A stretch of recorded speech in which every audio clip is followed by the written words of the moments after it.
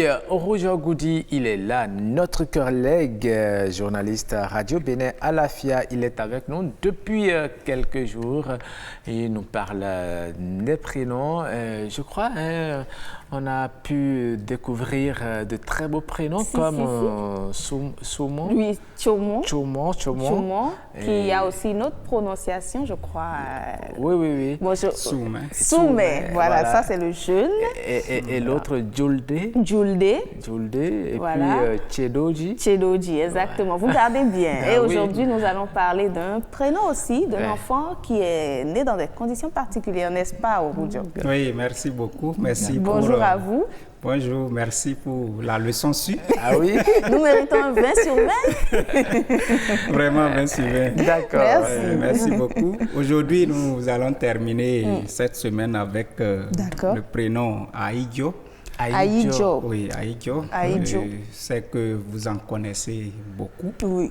Et le prénom Aïdjo, c'est un prénom qui est donné à un enfant garçon, mais qui est né au moment où la famille est en train de recevoir des étrangers.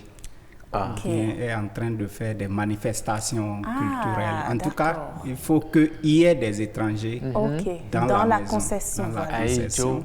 Ça peut être cérémonie de mariage, cérémonie baptême ou bien cérémonie de deuil, tout ça. Donc, l'enfant qui naît dans ces conditions, on l'appelle Aïdjo. D'accord. Très intéressant. Aïdjo, ça veut dire étranger aussi, parce que les autres prénoms sont... Bon, Aïdjo ne veut pas dire forcément étranger, mais ça veut dire un disciple. Un disciple. Et lorsque on a... Vous savez, comme je l'ai dit dès le début, la communauté Peul, c'est en majorité des musulmans. Et vous connaissez un peu le phénomène des maîtres coraniques qui viennent et puis on leur donne des enfants à former, à leur apprendre à réciter le Coran et tout. Donc, quand ces gens viennent, on leur confie ces enfants qu'on appelle des disciples. Oui. Et les disciples, on dit Ahibé. Ça, c'est le pluriel, Ahibé. Quand c'est une personne, c'est Ahidjo. Voilà. Nous avons beaucoup appris cette semaine. Voilà. Donc, voilà d'où est né ce prénom de Ahidjo. Ça veut dire c'est quelqu'un qui apprend. D'accord. Qui apprend auprès d'un maître. D'accord. Et justement parce qu'en cette période, il y a les maîtres dans la maison. Voilà, il y a des maîtres. Donc, et souvent, dans la communauté, lorsqu'il y a ces genres de cérémonies, c'était une occasion pour faire apprendre aux enfants ou bien même aux adultes certaines choses, certaines pratiques.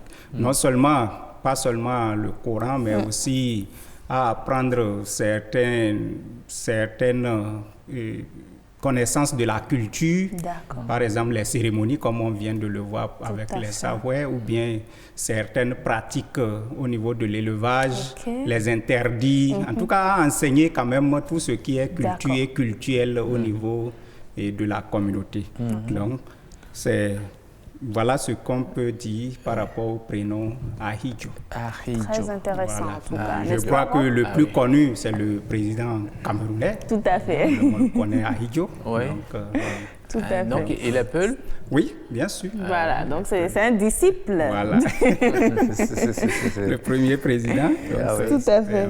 D'accord, ça c'est bien ça. Merci beaucoup. Donc, qu'est-ce qui les caractérise, les Ahidjo? Est-ce qu'ils sont vraiment des disciples? Oui, bon, ce qui les caractérise ou ce qu'on devrait attendre de ces enfants, c'est des gens qui sont appelés à apprendre, à avoir la connaissance. D'accord. La connaissance. Quand vous prenez par exemple dans nos communautés traditionnelles, il y a des gens qui détiennent des savoirs. Tout à fait. Lorsque vous voulez par exemple chercher une connaissance ou bien quelque chose qui s'est passé il y a longtemps, il faut vous rapprocher d'eux. Par exemple les griots, vous allez voir, c'est vers eux on se rapproche pour pouvoir retrouver telle ou telle information que peut-être beaucoup ont oublié. Donc, ils sont censés avoir ces genres de connaissances. Ou bien même, vous allez voir dans certaines communautés, au départ, lorsque encore l'école n'était pas est tout à fait obligatoire pour tout le monde.